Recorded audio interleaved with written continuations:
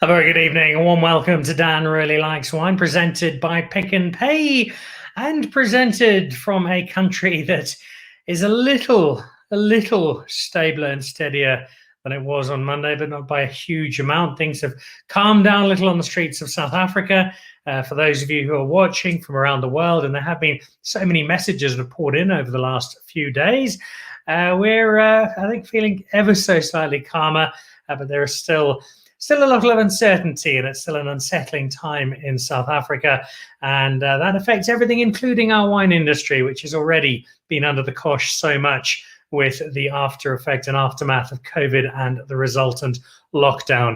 So I'm not sure whether we're raising a glass to a brighter future or drinking one to try and take the edge off our current travails, possibly a combination thereof. But whatever your reason, I hope you will be joining us to celebrate South African wine and to celebrate an industry that, the rest of our challenges notwithstanding, continues to be one of which we are so proud. And we've got two wonderful examples, not dissimilarly to earlier in the week, to celebrate. One estate with plenty of history, plenty of heritage, steeped in the old world of wine in South Africa, and then a brand that's a lot newer, a lot younger, a lot fresher, but both of them providing some really lovely wine which I get to taste over the course of the coming hour. And a little later, it is Cape Rock. Now, you'd buy Cape Rock for their labeling alone. They've got some really cool, slightly esoteric labeling which goes with their wine. Why and what's behind it and who's behind it and how does it come together and where do we find it? We can find some of it in Pick n Pay, and we'll find out from Gavin Brand, who is the guy behind the wine, the story thereof. Really looking forward to it. Three terrific wines, a red blend, a white blend, and a 2017 Cabernet Sauvignon that I suspect my wife will be lifting from me just as soon as the show is done. But that's to come ever so slightly later.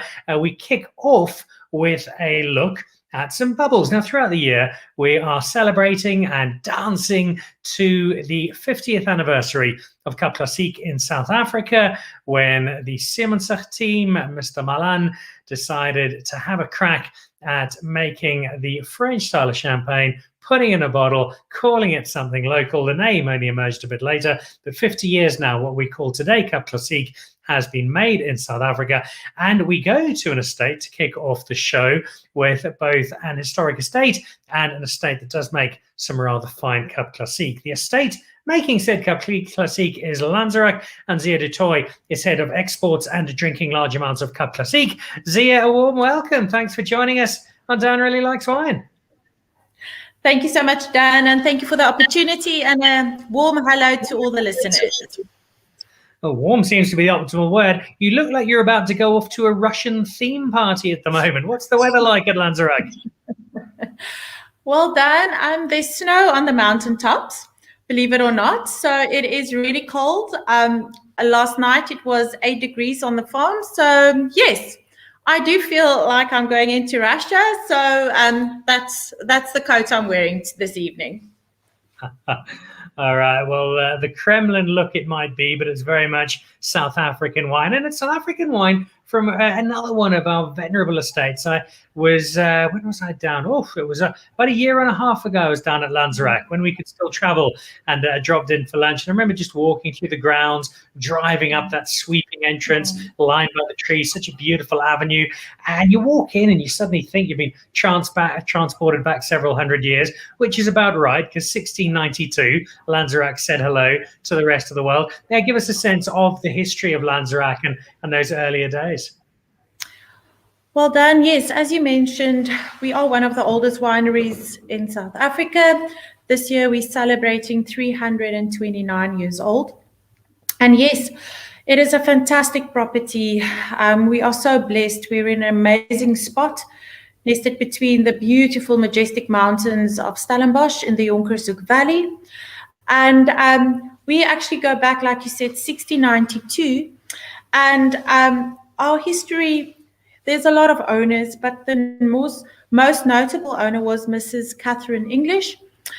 She bought the property in 1914 for £18,000, and she actually spent quite a lot of time in the vines, planting quite a lot of vines to our property.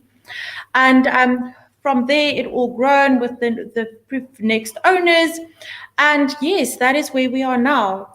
Lanzerac is also the first winery that bottled Pinotage in the world, and that goes back to 1959. So taking us back so long, 329 years, we want and we believe that we are producing wines of excellent quality, showcasing our terroir, which is the Jonkershoek Valley in Stellenbosch. And we want to become a household brand. Yes, we have rich history, but we are focusing on the new. We are refreshing. We are rediscovering our property. And we hope that people will have the privilege to visit us soon when traveling is allowed. You mentioned that 1959 Pinotage. I was going to raise it with you purely out of my own selfish interest. Does any 1959 Lanzerac Pinotage still exist?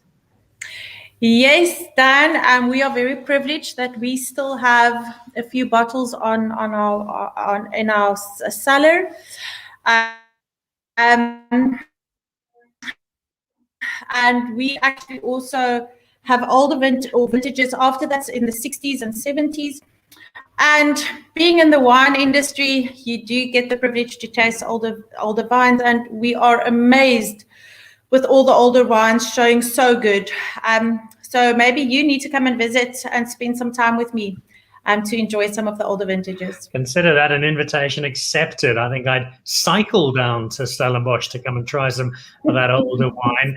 And it's great to have that sort of wine and to have those sorts of stories, because in Stellenbosch, Stellenbosch wasn't that long before 1692. So you're almost at the very start of that whole area transforming into what we know it is today. Being able to take something like a 1950 or 1960 wine and be able to showcase and demonstrate the history that you've got, even though it goes back so much further, that's a really nice aspect of what you've got at Lanzerac. Yes, Dan, that is really an amazing story. And we, like I said, so privileged to have this rich history.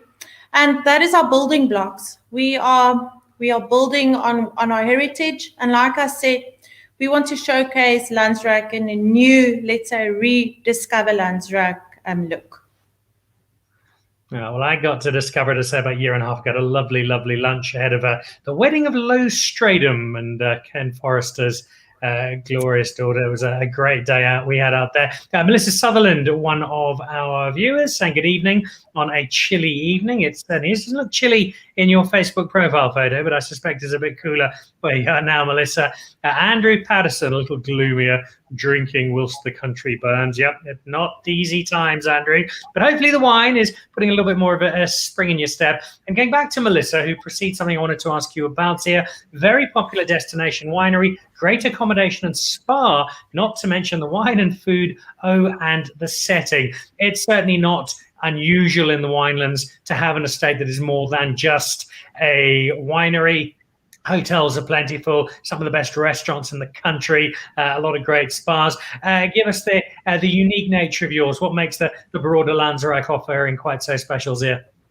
Yes, so Lanzerac is not only a working farm or winery, we also a beautiful hotel with 53 rooms, and it's decorated beautifully. It's amazing. Each room has its own look and feel. And then we also have a world-class spa on our property. So part of that, beautiful restaurants where you can wine and dine on our farm. And also, I think the setting is so tranquil. It's really an amazing experience. Like you said, if you drive into our property, it feels like if you stepped out of where you come from. It's tranquil. It's really a special place. And for me, it's a hidden gem because not everybody knows Lanzerac the way it is now. I think they know it for what we were. In 2017, unfortunately, we had a huge fire that destroyed quite a lot of our main buildings. But it also gave us the opportunity to rebuild the heritage we have. So like I said, spa, wine, and dine on one site. It's a pretty good combination, and I can see why you would be fairly happy to call Lanzerac home as well as an office. Tell me about that story, Zia. You look after the exports, and I not overseas the wines. Before I find out about the exports, such an important part of South African wine at the moment, how did you find your way into wine? How did you find your way into Lanzerac? Well, yes, the story of my life. I studied psychology and I specialized in child psychology. And then I fell in love with a winemaker and married a winemaker, and my love for wine just grew. I love working with people, and I think that gave me the opportunity in the wine industry. So marketing and sales is what I love. And I think the wine industry is so exciting. I mean, every client, every person you meet is different. And it's also, like I always say, you know, we meet as strangers, but with wine, you always leave as friends. So it's happy thoughts, it's exciting, and I really love what I'm doing. I think Lanzerac is very privileged that we have great export clients or importers. I'm so blessed because they really carried us through these difficult times, especially with lockdown in South Africa where we couldn't sell wines. So a big shout out to everybody all over the world drinking Lanzerac wines, my importers for supporting us greatly. It's amazing to have the support. I see. Melissa's clearly a fan of Lanzerac, Melissa Sutherland. Great wedding destination too, she says, where Sir Alex Ferguson's son married his South African wife, one of many weddings to have happened at Lanzerac. And I can see why, because it is such an enchanting spot. Going back to those exports here, it's what's kept a number of our wine brands going. It's really helped the South African wine community to, if not sustain, then certainly scramble along until things get a little better.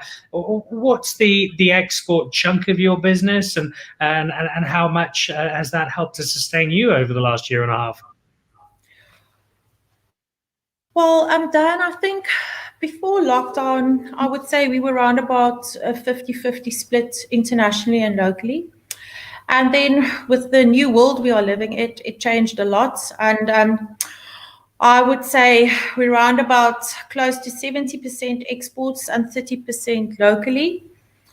And for me, it's all about relationship. It's who you deal with, who you know, and it's hard work. I mean, you can't just go into a country and sell your wine. You need to know people, to build that relationship, and also to ensure your clients that you are offering really, really great product in your bottle. And I think that is our saving grace. Our quality in our bottles are excellent. I'm very proud of what we put into the bottle. And I know when you open a bottle of Lanzerac wines, you will not be disappointed. I'm always fascinated about wine exports, and we have a lot of people who watch this show from around the world who find South African wine in their particular corner of the wine drinking planet. I remember walking into the equivalent of a spaza shop in Laos in Southeast Asia and finding a bottle of Robertson Red, and walking into the tiniest of little cafes in a back street in a village in Malta and finding a bottle of De Zolze next to a bottle of Siemensich. And nobody in either case could tell me how they got there. They just happened to be there. So when somebody who's watching this finds a bottle of wine, it's got all the way from South Africa. How does that process work? Do you kind of post a large box to Brussels and hope that somebody finds it and send you some money? How does sourcing these export markets, getting wine from South Africa out to the world, how does that happen? But Dan, I wish it was so easy just to send wine into the world and sell it. So yes, it's, like I said, relationship building, and you need to be a legal importer, and I need to be a registered exporter to ensure that the product is sent to the correct person. So it is logistically not a nightmare, but there's quite a lot of paperwork you need to do from our side to ensure that the product you are shipping is the product that you are saying you're shipping. The importer needs to have a license, he's registered. And he has a warehouse or a distribution where he can sell our wines to. So we normally ship our wines in containers to the world via a logistic company, and they help us to ensure that all the documents are legal and correct, and that it's sent to the correct person. So normally the importer has different distribution channels, and from there it's sent to them, and they might send it to smaller wine shops. So it is a process, but doing it correctly for us is important. All right. Well, you clearly get it right if you got 70% of your product going out around the world. And I know Lanzerac's volumes are not modest. So well done on being part of sharing that South African wine success. And we're going to see some of it in just a moment. We taste the bubbles. Speaking about the rest of it, though, what travels best for you from a Lanzerac perspective? What are people drinking around the world? What for you in different parts of the world are people thinking, South African wine, this is the grape I must be drinking? Well, being the home of Pinotage, and just to give you a bit more background, Lanzerac's pillars that we build on the wine side is Chardonnay, Pinotage, and Cabernet Sauvignon. That does really well on our property. So that is the pillars of our, let's say, wines that we produce. It's quite interesting because Pinotage is not accepted all over the world in the sense that they enjoy it, because it's a cultivar that not everybody knows.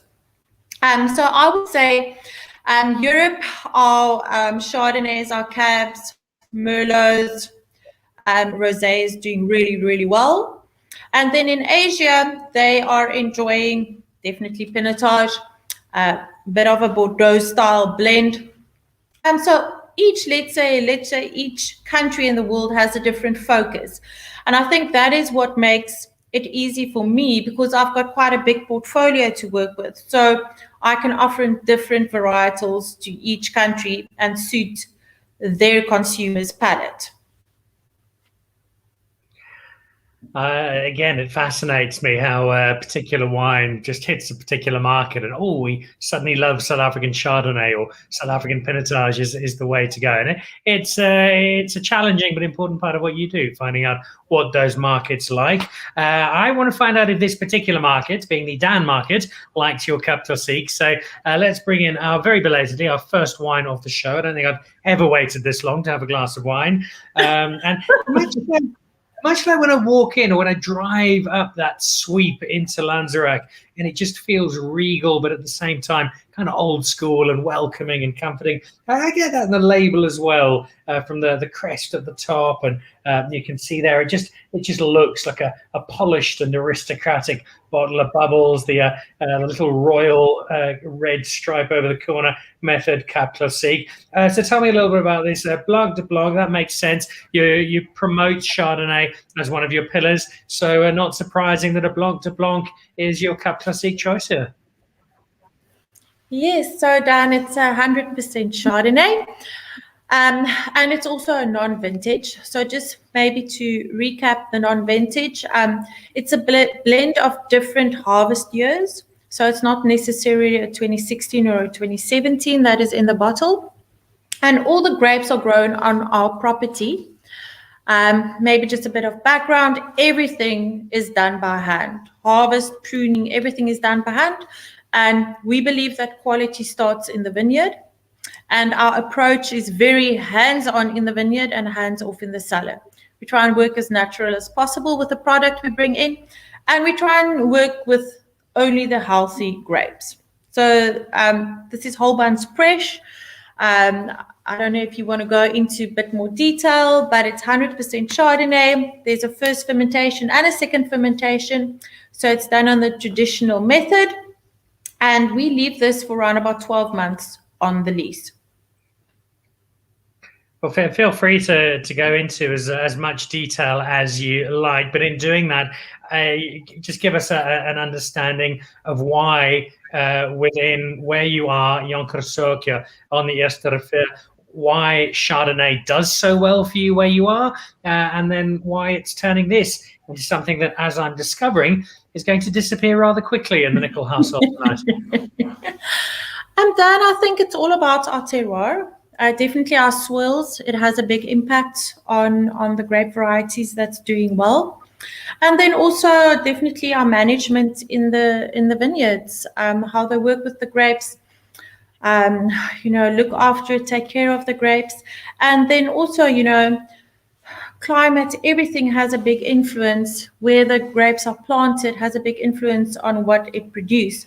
And I think our viticulturists, and before that, they got it right with where the varietals are planted, and it's really doing well for those varietals. So definitely soils, climate, terroir is all playing part. And maybe just on the MCC, if you are tasting already, Dan, I think it's a beautiful. There's a bit of a biscuit character coming through, brioche, beautiful apple, lovely citrus notes, and it's quite an elegant MCC, but it's got a very long lingering aftertaste. And that we talk so often about balance on this particular show, and you got that here because there is a richness, and I love a bit of richness to MCC. It makes me feel like I'm drinking something terribly important, but you haven't overwhelmed the fruit. Those biscuit notes are there, but that fruit, the citrus, you mentioned a bit of apple, those still come through. So you've managed to bring those together and get a wine that's got all sorts of lovely components that just sit together into delightful harmony. Yes, and I think it's even though you can enjoy it on its own, I mean, it's a celebration wine. It really pairs well with dishes and food as well. So it's not only that you need to drink it on its own, but for me, you can definitely pair it with some delicious desserts. Even smoked salmon works really well with our MCC. Even a grilled fish, a nice fatty white fish will work really well with this, because I think the creaminess of the MCC will really balance out with the fish and the richness of the fish as well. And like I said, some lovely macarons or almond cake, or even a nice citrus panna cotta will do really well with our MCC. Enough, dear. I haven't had dinner yet. I've barely had lunch. You're making me starving. I can't. Stop taunting me with all that fabulous food which we will see on the estate. And I do have a food question or two before I let you go, but just on the subject of Cap Classique, before we say goodbye, we're not just celebrating your Cap Classique, we're celebrating Cap Classique as a whole in South Africa. It is 50 years of Cap Classique, and we're very aware of that. We're very proud of that at the moment. For an estate like yours, you're 1692, you go back to just about the beginning of time. When you look at the 50-year celebration, does that have an added meaning to you guys, given that history is such an important part of your story? Oh, well, definitely, Dan. I think, stories are amazing, and story sells wine, and story brings people together. So 50 years in the making. I mean, there's so many stories that can be shared in South Africa. So it is amazing to be part of the culture, and it means quite a lot to us that South Africa produced a 50-year heritage of MCC. So well done to South Africa and the whole. We're very proud to be part of it. All right, I did say I wanted to mention the food. Before I do that, Reginald Peckmore, who joins us from Cheetah Plains. I always get worried if we don't hear from Reginald. I think he watches this show more than I do. Lanzerac, the iconic Pinotage winery. History goes on and on. How fascinating. Grant Sauls watching over on YouTube. Lanzerac is top class. The estate is amazing. The Manor Kitchen is well worth the visit. It certainly is. I was at the Tapas last time I went down. And then back to Reginald, who is one of my favorite sommeliers. Like the color in that glass, Dan, I believe all the pleasure is on the nose, and it is. It's not an overwhelming smack you in the nostrils nose. It's a beautifully composed nose, and it drags you in slowly but surely and very persuasively. The Manor Kitchen is mentioned there by Grant. You've got the deli as well. You've got the tapas. Yes. For people who want to come down, are the restaurants open at the moment? And if they are, what can they come and sample at Lanzerac? Well, Dan, with COVID regulations now, yes, our restaurants are over and sticking to protocols. Currently, our deli is operational and our tapas, which is amazing. It's really a lovely spot to visit. Our Manor Kitchen is currently not open except for events that we had before the lockdown. But the tapas and the deli is open to the public. All right. So a semblance of good news. Hopefully more of it to come at the end of the month. Heaven knows we need it in South Africa. Zia, final question for you before we let you go back and start plotting exports to Peru and Bolivia and Papua New Guinea. You've got almost 400 years behind you. It's just over 300 years behind you. It's a very, very long stretch already. What's next for Lanzerac? Well, Dan, hopefully we can continue our amazing road or let's say destiny we had. I think that our heritage will always be part of Lanzerac. But as I said, we want people to rediscover Lanzerac. And when they open the bottle of wine or MCC, they must really experience quality and that we strive to be the best, and that people will come and visit us and become our family. I think that's the most important thing for a winery, and the success of is that we have loyal followers and that people will come back and enjoy what we offer. So yes, heritage will always be part of us, and that is our story. That is what we want to tell, but we want to renew what we are.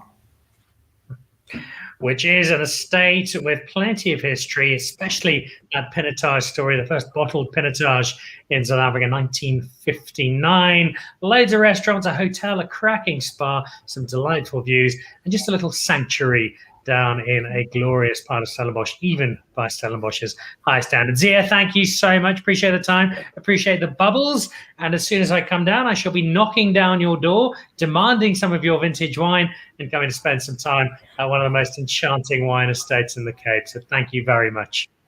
Thank you so much, Dan, for the opportunity. And yes, it was an open invitation for you. So let me know when you're down in the Cape. And thank you to all the listeners. I hope to welcome you at Lanzerac. Enjoy your evening. So there we go. Zia du Toit, head of exports, and I think the occasional spot of wine tasting down at Lanzerac. Great to get a sense of that history and to remind ourselves, I think particularly at the moment where the present is staring us in the face so uncomfortably, just to remind ourselves how far back we go.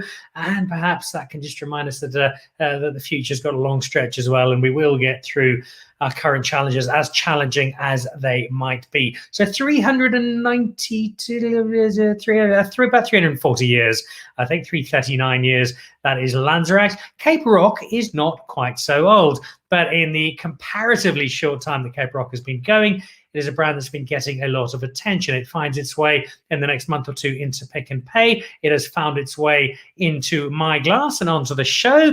And so I'm going into a part of the world I've not only never been there, I've got no idea where it is. I looked on a map and they just had pictures of dragons and nobody's actually been here. I think David Livingston got there, turned around and left. So let's try and find out exactly where Cape Rock calls home. Gavin, a very warm welcome to Dan Really Likes Wine.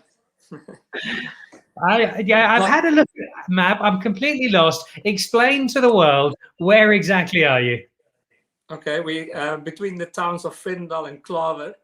And it's about 3 hours north from Cape Town and about 30 km inland. So it's not totally off the map.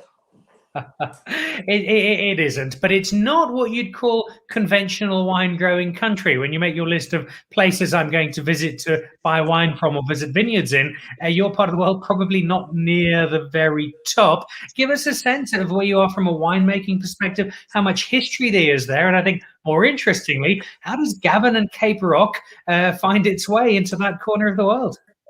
Okay, so I was born there on a farm.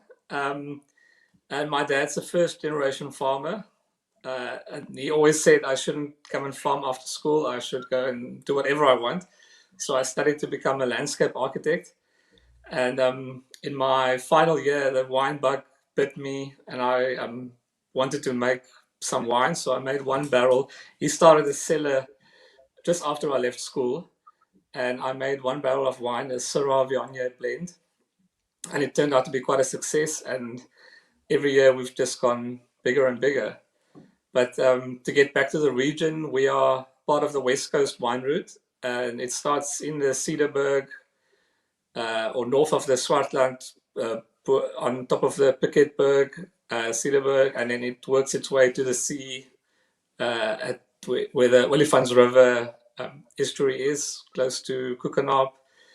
And it's a very interesting region because you get super high altitude, cool climate, and then the middle section is quite warm, and then you end with the cool coastal climate. So it's got everything in one region, which makes it very unique, I think. Over the years, we've been known as the bulk producing area that has huge cooperative cellars like Namakwa, Hutsville, Klaver. I'll say that we are part of a group of boutique sellers, maybe 4 or 5 now. And yeah, it's a very, there aren't many producers in the region actually, like the big ones and the really small ones. And we make our wines very naturally. My father Willie, my mom Desiree, we are all involved in the business. And my father's always on the farm. I work in Cape Town, so I travel a lot in winemaking time and when we bottle and label. But for the rest of the time, I'm situated in Cape Town. And the wine cellar, it's very basic. We prefer not to do too much to the grapes. It's all natural ferments, all older barrels. We've aged in cement tanks. Yeah, so nothing fancy. That's our vibe. I love the family element of it and the fact that you all come together. That you travel up and down from Cape Town, though, would suggest that certainly for now, this isn't quite yet a full-time endeavor. What do you juggle the winemaking with, Gavin? As being a landscape architect. So you did go on with your studies. Yeah. That's my day job. The wine business is it's still fun and it's my family's business, but yeah, I like to support them in this. And with my design background, obviously the labels are of interest to me. You know, we don't get a lot of visitors, so I like our labels to stand out and people visit us by picking our labels off the shelves. And they're labels that are hard to miss, and we're going to look at them in just a moment. Looking at the wine space, you made that first blend. You made some Syrah Viognier, turned out to be pretty good. It's not the kind of thing you can just Google and say, oh, okay, I'm going to make some of this. So there must have been some kind of, if not studying and education or learning, or how did that first wine come into play? And then how did you get from, oh, hang on, I've made a barrel of this and it's actually more than drinkable, to let's try and make some of this and see if it can sell? It started with really getting into wine, and then my favorite wines are Northern Rhone Syrahs, or at the time Cotroti was also something really special that I was very interested in, adding the Syrah. And it was, I think Fairview was the first to do it, and I found it really interesting. And then my dad started making wine in 2001, mainly bulk wine. So it was interesting to see the process. Even a friend who was a winemaker started this. And but I just felt a bit sad seeing all this wine made from our grapes, from our farm, going in plastic tanks, being sold in bulk. We never really saw it after it left the farm. And then it was exciting to start, like in a minute scale, to import a bottle from France after I made the wine and tasted quite okay. And designing a label, I just loved the whole process. And then after selling that quite quickly, I decided, okay, let's just double up the next year, and so on and so forth. And up to 2008, we did that. We just doubled up every year, and then it was time for making some white wine as well. So I convinced my dad to plant Grenache Blanc, Roussanne, Viognier, later on Marsanne, Carignan, Grenache. all the Rhone varieties that I liked. At the time, the area, all the farms had Colombage, Chenin, Sauvignon Blanc, Chardonnay, Cab, Syrah, Pinotage, Merlot, everywhere. So it's also to stagger the harvest, so you don't have to pick everything in the same week. So you have a long harvest period. I'm talking about the farms now supplying the cooperatives like Namakwa. And yeah, we realized earlier on that there's no future really for the way we make wine to work with Chardonnay and Sauvignon Blanc and varieties like that. So the Rhone varieties are really suited to the climate. They ripen mid-season. They don't have super high acidities, but I like wines like that. They just make themselves. They age quite well. Even in our area, wines normally don't age forever, or we were told. But now I see some of our white wines 8 years down the line, they're still brilliant, and they age beautifully.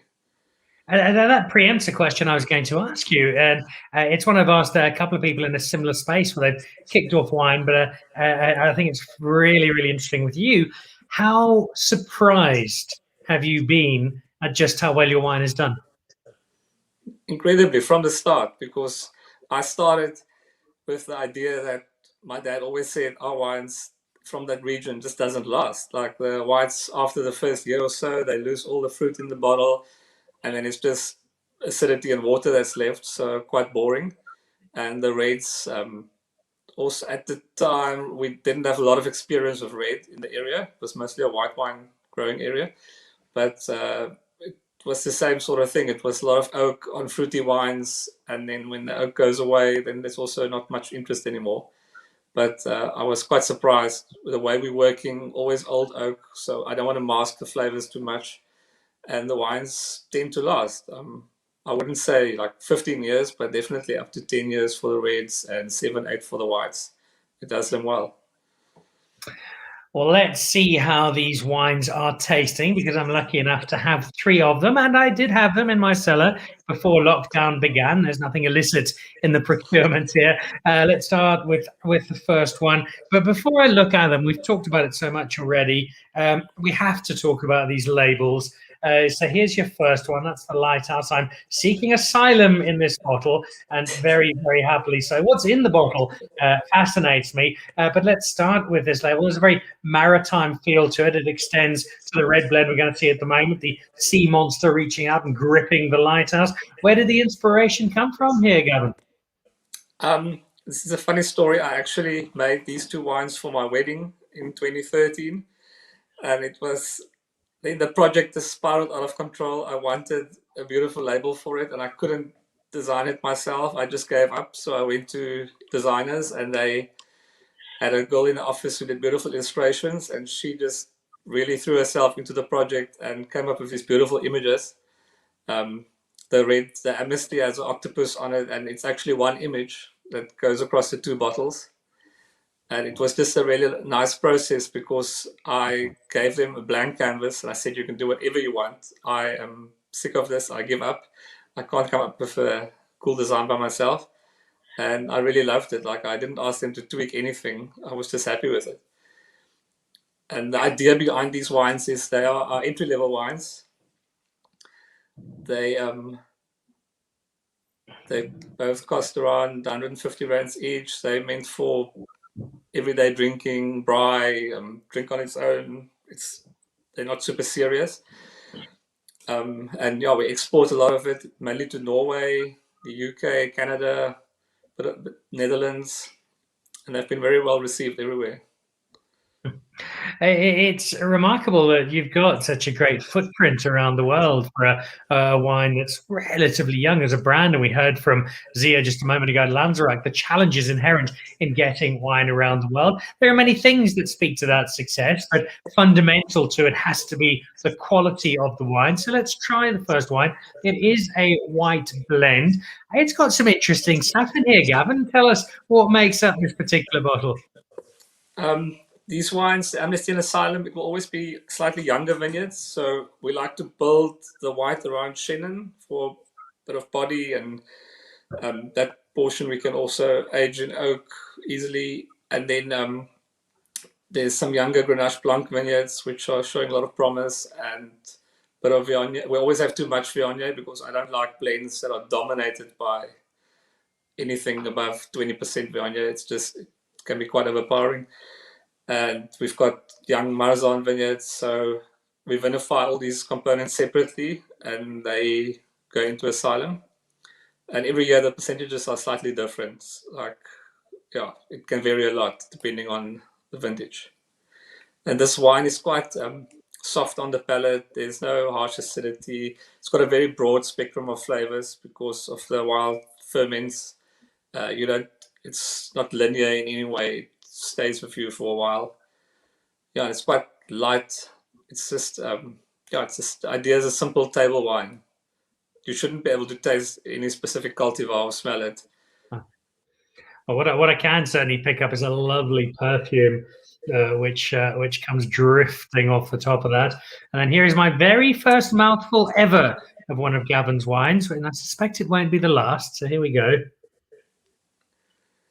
I think you tried a Carignan on the show a couple of years ago. Oh, you're right. Geez, you got a better memory than I do, Gavin. I did have your Carignan. My apologies. It's my first white I've had of Gavin. Sure. And you're exactly right. It's a very gentle wine, and I think gentle is a good word because it speaks very much to your approach, and you've kind of alluded to that already. But you're not bashing the grapes into submission. You're not trying to extract every last drop that you can. You're treating them with a lot of care and trying to be, I suppose, not be invasive in any sense. Just trying to do as little to impact the wine negatively as you can. Yeah. I've summed it up. Well, look, it's a great philosophy, and it translates into exactly what you're saying. I love the fact that you talk about a bry wine, and it's a kind of term that we throw away because it kind of sits in the background. But I love the sense of a bry wine because I think what goes well with what I'm eating at a bry, and it's a kind of white wine that's just got enough to it where you're sneaking that piece of boerewors off while the bry master's not watching, and this can watch it down beautifully on a summer's day. And a great collection. You say that it changes every year. Is that simply the percentages, or do you change some of the grapes as well? The percentages and sometimes the grapes. If we feel that we planted Vermentino recently, which I'm very excited about because it gives you great natural acidity. All these things that I use are building blocks in order not to use additives in the wine. So some of the varieties with high acidity, it's great to blend with them. Then you don't have to add acid. And in future, we might drop some of the varieties to add Vermentino. Keep watching. There's much to come clearly from Gavin and his team. Before we jump onto the first of the two reds, Reginald is back from Cheetah Plains and the Sabi Sands. Hi, Gavin. Listening to you explaining all the aspects, elements, instruments, and the surroundings affecting your vines, fact, and thinking of the poems your hands can in the bottles, I feel my spirit so unplugged. Cheers. Reggie is not actually a sommelier. He's a poet who's stuck in the job of sommelier. He sends us through some great messages. But I think what Reggie says there in not so many words is what I get a real sense from you, Gavin, is wine capturing the spirit and capturing the imagination. And it might sound a little bit over the top, wine is poetry, but it's really allowing you to capture something that clearly means so much to you and to do so in a manner that you feel is just right in terms of how you want to be able to present your wine. Yeah, sure. And I think in the same vein at the moment, it's nice. It sounds a bit esoteric, but to travel with wines at this time when we're all stuck in our homes, it takes you to a special place. It's unlike any other place.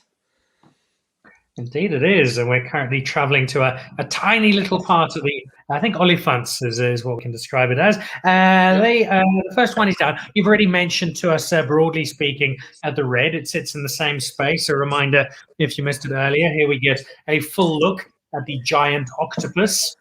Or sea monster, or whatever it was that kept poor Gavin awake as a 6-year-old in bed, having been read nasty stories to as a kid. It looks fabulous. The wine, same price, sits at that, I think, entry level, conveys the kind of image that I don't think is right, but a more accessible wine, perhaps, price point. What's in here? What's prompted your approach to making this wine, Gavin? This is based on like a nice old Côte d'Rhône wine, just like really smashable Syrah, Mourvèdre, Grenache, a third of each, and it's aged in old French oak barrels for 12 months, and we bottle it we just have a coarse filtration at bottling, so it's not crystal clear, but it's lovely, pure fruit, maraschino, cherries, bit of spice. Yeah, not super complicated, but it's a lovely drinking wine. Nice for winter. Now, it would be remiss of me as the host of a globally acclaimed wine show, and by globally acclaimed, I mean that my mum, who lives in Northern Ireland, thinks it's rather good, not to put this wine through an official taste test. So let me do exactly that. And I can see your love of that Northern Rhone style come through. It's again like the white. There's a softness and a gentleness, but that's not to be confused with losing the flavour or losing the essence of the wine, because you still get some lovely fruit in there, as you suggested. And my only criticism here, and it's a criticism I have to make, Gavin, is that it's just a little bit too easy to drink. And I think you've got an empty bottle, and the next morning at work is a really, really difficult stretch to navigate. That's not a bad problem to have. In general, our wines, they don't give you the worst hangover in the world. We're quite easy on the sulfur. So you should be able to finish a bottle and not feel too bad in the morning. Well, of course, that's all said in jest. We are very much proponents of drinking your wine responsibly, and a glass or two of this, and share a bottle with a couple of friends. You've got something really, really cool indeed. Now, this is a gentle, elegant, soft Northern Rhone style of wine, one that you love, and one that's just, okay, well, this is clearly what Gavin likes to make. How then, Mr. Brand, does a Cabernet Sauvignon arrive on your list of offerings? It's funny in the way you're asking that, because it's very jarring in the lineup to have a cab with all the Rhone varieties.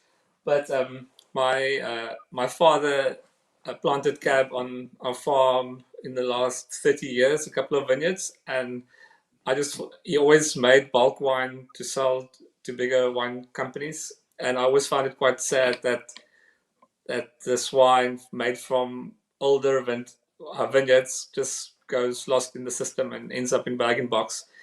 And then I started bottling in 2007. We don't do it every year. We just do it when we feel it's a really good vintage. We put some cab in barrels, and then we started bottling it. And my mother made this crayfish hand sketch, and then that became our label for this wine. You're a creative family, Mr. Brand, aren't you? Yeah, my mother's an artist. She's a sculptor, and it always helps to, her inputs on the labels. All right. So Cabernet Sauvignon from Olifant River. You asked me about Cabernet Sauvignon from Stellenbosch. I can give you a reasonably good story. Cabernet Sauvignon from Paarl or from Wellington. I can even talk to you a little about Cabernet Sauvignon from the Hemelanada Valley, thanks to the guys from Restless River. I'm afraid Cabernet Sauvignon from the Olifant River, though, I don't quite have my PhD just yet. So talk us through the grape in this part of the world and what it's giving us in the glass. Because it's a super warm area, I don't expect to have the best quality cab coming from our area. But this is a special vineyard. The berries are tiny. It suffers a bit through the end of the summer season, and it takes a really long time to ripen. And it just makes really good classic cab. I wouldn't compare it to Stellenbosch, but it gives you a bit of that cigar box and blackcurrant flavors and a bit of a green leafy character, but nothing in the extreme. I just think it over delivers for the price, because it's textbook good cab. It's just not part of our core range. It surfaces every 2 years or so, and I think it's a nice cab. Basically, every time Gavin's mother says, "Why haven't you got my lobster on your label?" he has to nip off and go and make another barrel. Speaking of making a barrel, Cabernet Sauvignon often new oak. It's a big enough wine to take that new oak. You use older barrels, I think 300-liter barrels, if I'm not mistaken. So not the approach that we might expect in terms of making Cabernet Sauvignon. Why does that work for this? I just want to preserve all the fruit we have. I think we get lovely fruit in the warm climate, and yeah, I don't want to mask it with oak. I think if you have absolutely amazing textbook cab, then you should put it in the best barrels, and to allow it to last for a really, really long time. But that's not what we aim to do. We aim to do like a really drinkable everyday wine, and yeah, to over deliver on quality. Right, well, let's see if they do. Cabernet Sauvignon is a grape I am not unfamiliar with generally, but this is a first for me. Unless Gavin tells me I drank it 3 years ago and I've forgotten, which is entirely possible. I don't think so.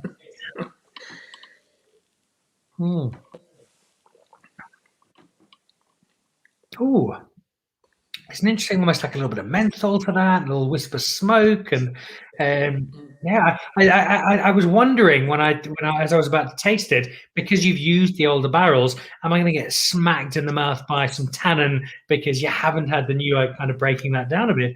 But that's not the case at all. This is most pleasant, and it's a nice addition to my Cabernet Sauvignon understanding of South Africa. So, Gavin, I think your mum's got a great crayfish, and the label looks great.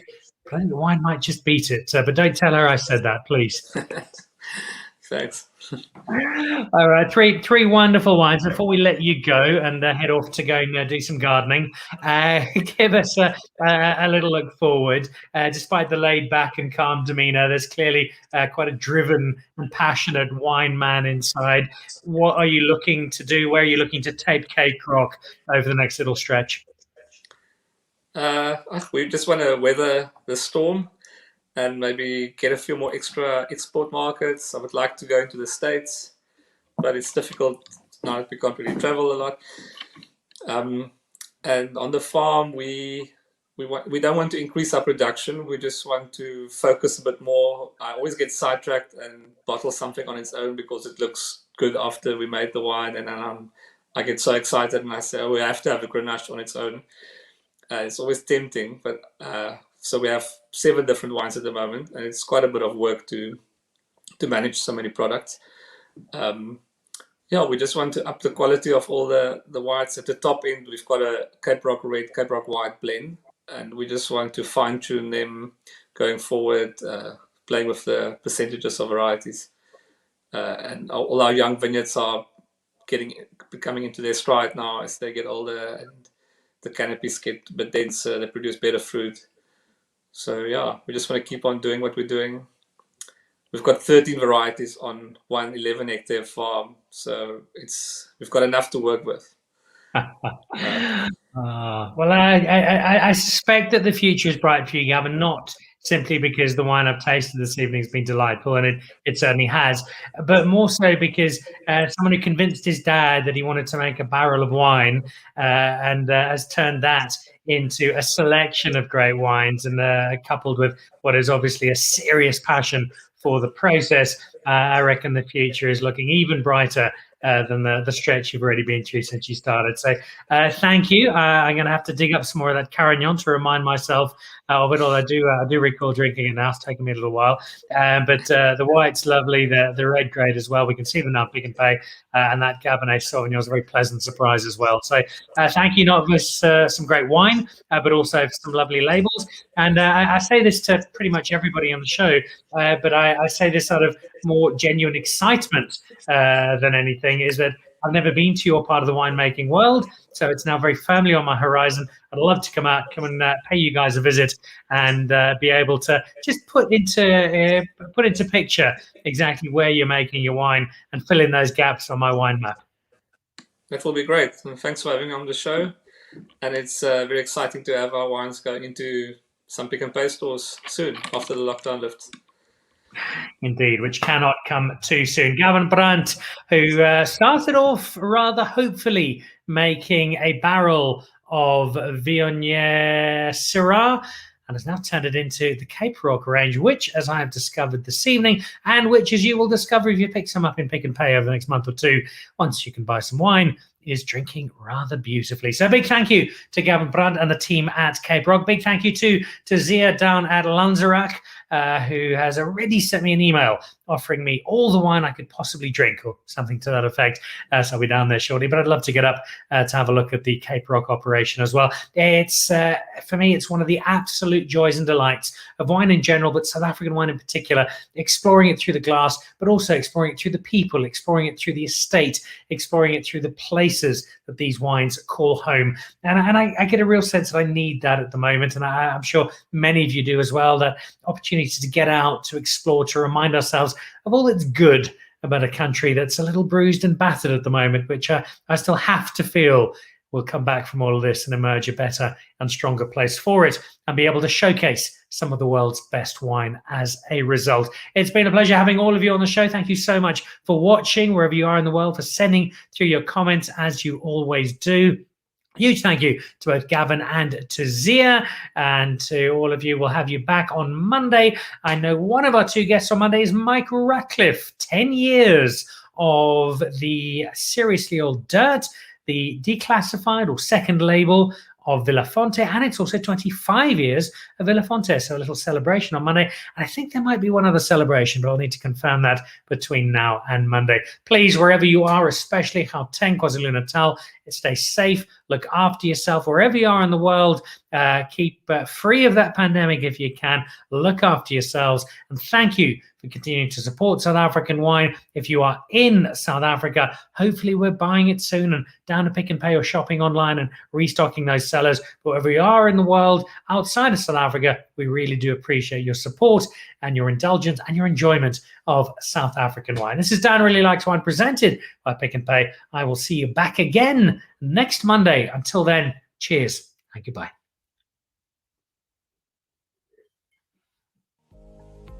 To join the Pick and Pay Wine Club, simply SMS your smart shopper number to 36775. It's absolutely free, and you'll get for yourself 3 times the smart shopper points on every bottle of wine bought. You'll also get a 20% discount on 10 different wines each month, a 25% discount on a case of wine, and a Magnum, some terrific competitions and invitations to awesome events.